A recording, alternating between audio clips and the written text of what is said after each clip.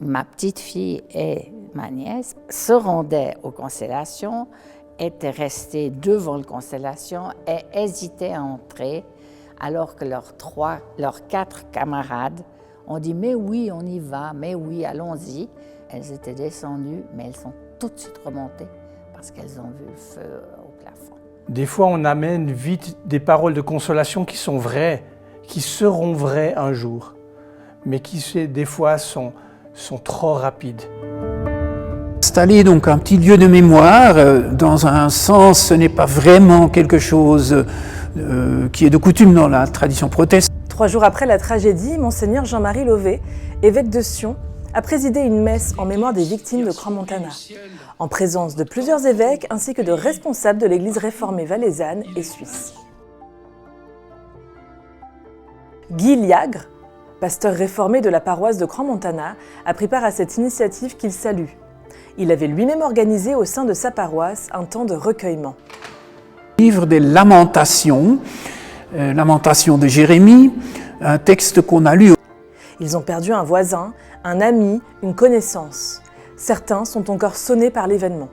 C'est notamment le cas de Claire Vermeil-Gervasoni, installée à Crans-Montana depuis près de 50 ans. Je n'ai jamais pu me rendre sur le lieu même. J'ai vécu donc par ma petite fille et par ma petite nièce des récits qui étaient tristes et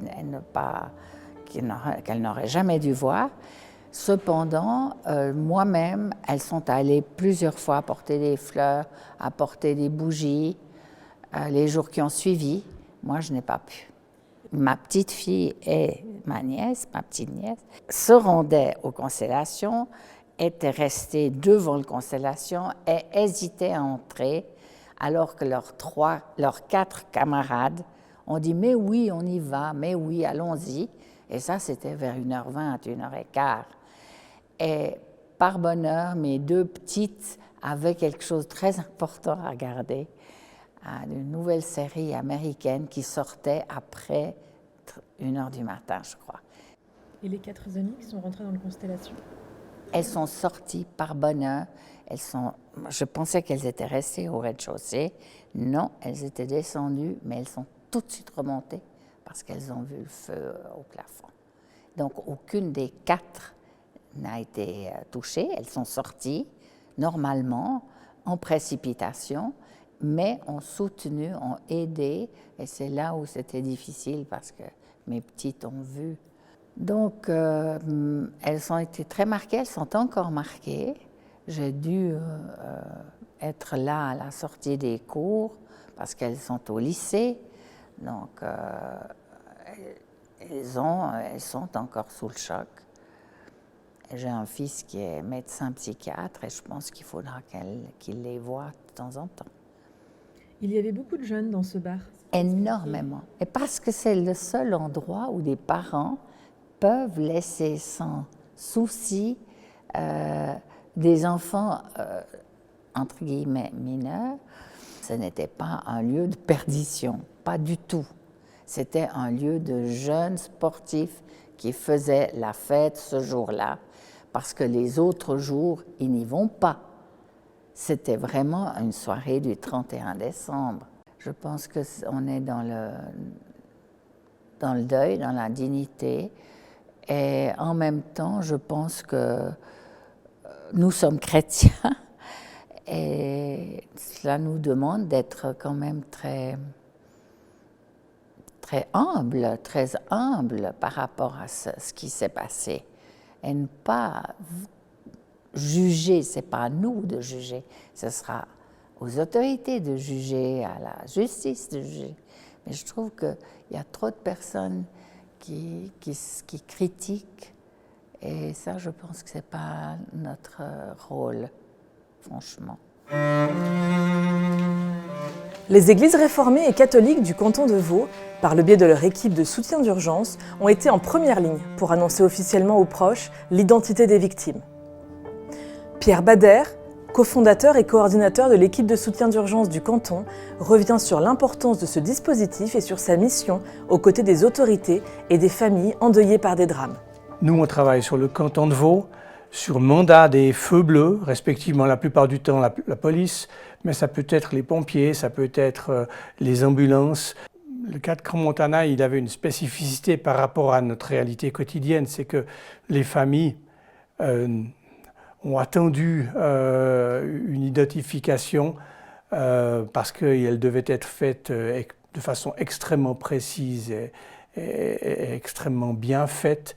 Ce qui fait que quand on les a contactés pour leur fixer un rendez-vous, voilà, il y avait quand même cette nécessité que la parole officielle soit dite par les policiers et que la parole de compassion soit dite par mon équipe, même si les choses étaient peut-être déjà attendues, craintes pour les familles. Les annonces de décès, elles se préparent toujours. Il s'agit d'avoir les informations nécessaires. On sait par expérience quelles sont les questions que les familles vont poser. On sait les besoins des familles. On ne connaît pas leurs réactions, chacun étant très très différent. Et puis il faut être assez clair, nous on accompagne l'annonce de décès. En Suisse, c'est la police qui a cette mission de le faire. Et nous on accompagne les policiers pour tous les aspects plus humains, psychologiques, de soutien. J'ai appris à ne pas aller trop vite. Des fois, on amène vite des paroles de consolation qui sont vraies, qui seront vraies un jour, mais qui, des fois, sont trop rapides. Et ces paroles de consolation, on les amène parce que la douleur des gens, elle nous est insupportable. Alors, on aimerait les apaiser, respectivement, on aimerait un peu apaiser sa propre douleur. Donc, j'ai appris à endurer d'abord, et on endure avec eux. On pleure avec eux, l'apôtre Paul le disait, hein, pleurer avec ceux qui pleurent. Et puis après, on sait que la vie continue, on sait aussi qu'elle est différente. On sait aussi qu'il faut retrouver du sens, le sens étant plus le même. Et puis qu'il y a des blessures et des manques qui resteront. Mais ces blessures et ces manques, on peut les vivre en Dieu.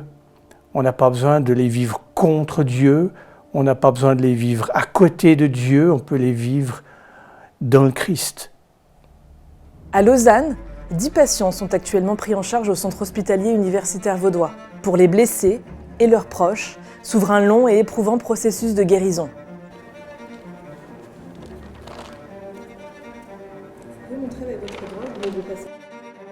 Je pense beaucoup aux enfants qui sont blessés et qui seront dans de grandes souffrances et de grandes difficultés d'insertion sociale.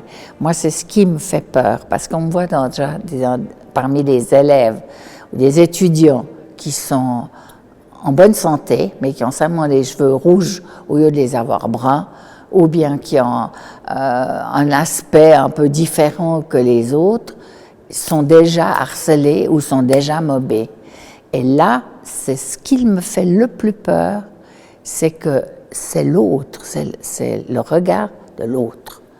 Et là, je pense qu'il y a énormément à faire maintenant auprès des psychologues, psychiatres, des directeurs d'établissements publics, scolaires, mais aussi parmi les banques, parmi toutes les industries, parce qu'il y aura des séquelles.